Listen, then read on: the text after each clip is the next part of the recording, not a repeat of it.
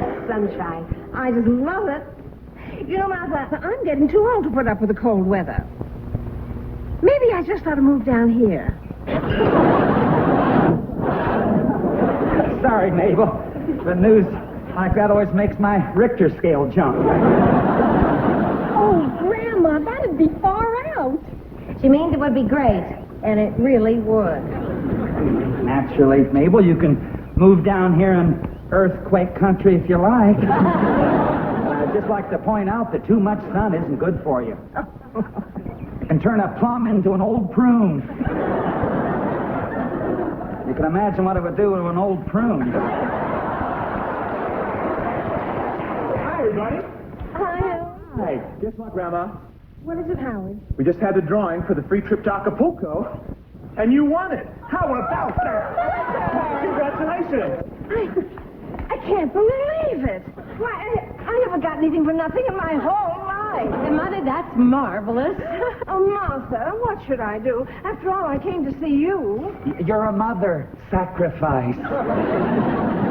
Martha, you know how I hate to leave you, but I'd be a fool not to go, wouldn't I? I think so, Mother. Come on, I'll help you pack. Gee, Grandma, you're so lucky. You must have been born under the right sign. I'm Taurus. It figures. A lot of bull.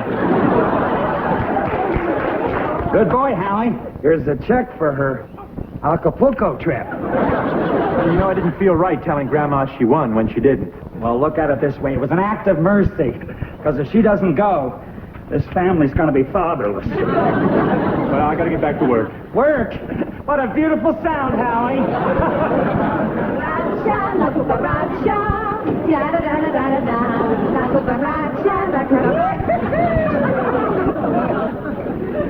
Mother's had the most marvelous idea. Go on, tell him.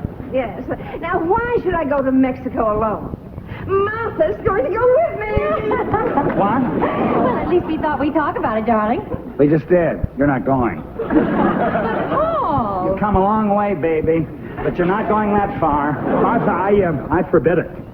Ignore him, dear. After all, he's only your first husband.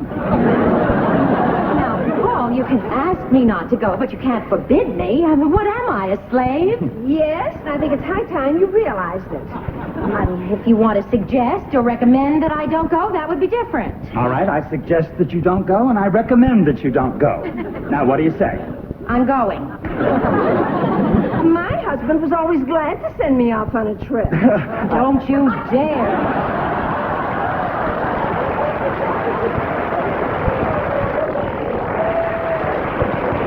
Well, I'm going back to work. Well, what about your dinner? Oh, I'll grab a bite at the office.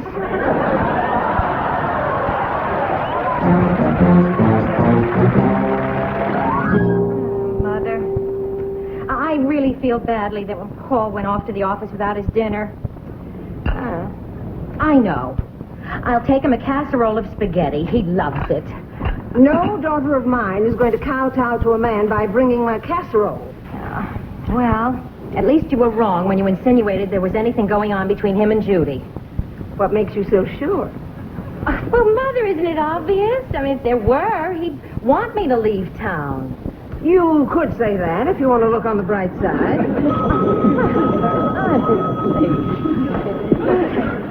Hello? Oh, Paul. I know, darling. I'm sorry, too.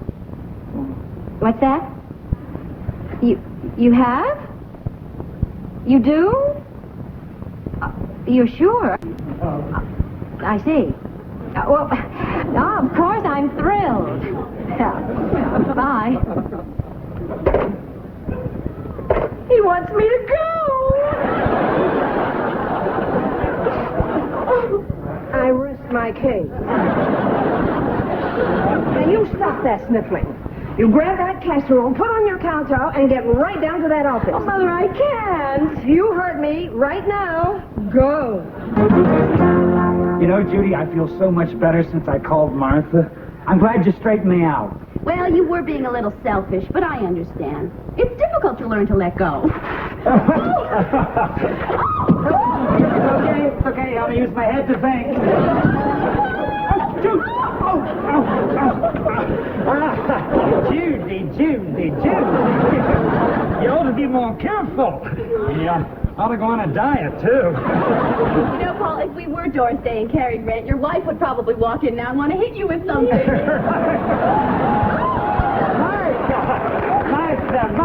Martha. We were just saying if this were a Cary Grant movie, you would misunderstand. Well, since it isn't a Cary Grant movie, how about a little Laurel and Hardy?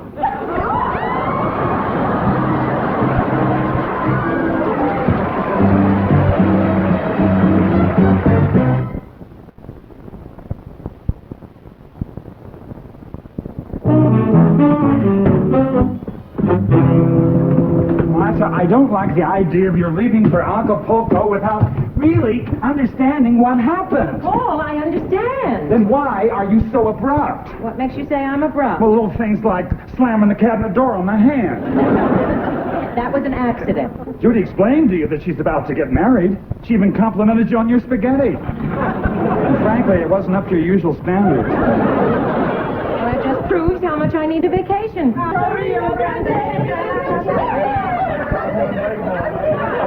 going to miss you, Grandma. Hasta luego. With her down there, they'll storm the Alamo again. We'll bring the car around, Grandma. And I'll carry your suitcase to the car. Thank you, no. I told you I had wheels because I do not wish to be dependent on anyone. Well, adios. Right. Hasta lumbago. Be a good girl, Sally. Bye, Mama. Bye, dear. Goodbye, darling. You know something? What? I'm really going to miss you. I am too. And while I'm gone, you better get that ladder fixed. And until you do, no more night work. I promise. Grandma's suitcase just pulled her right into the gutter. Oh, my God. Put her on the couch. Put her on the couch now. Hey, my leg. You know, I think it's broken. I never should have greased your wheels. It might not be broken, Grandma. Maybe you just pulled a ligament. In any case, you're going to be in a cast for a couple of weeks. Well, at least you'll have Daddy's sense of humor to cheer you up while you're recovering. Yeah, he's as funny as a crutch. Martha, call Dr. Moore. He's a veterinarian. Yeah, right. He's great with old nags.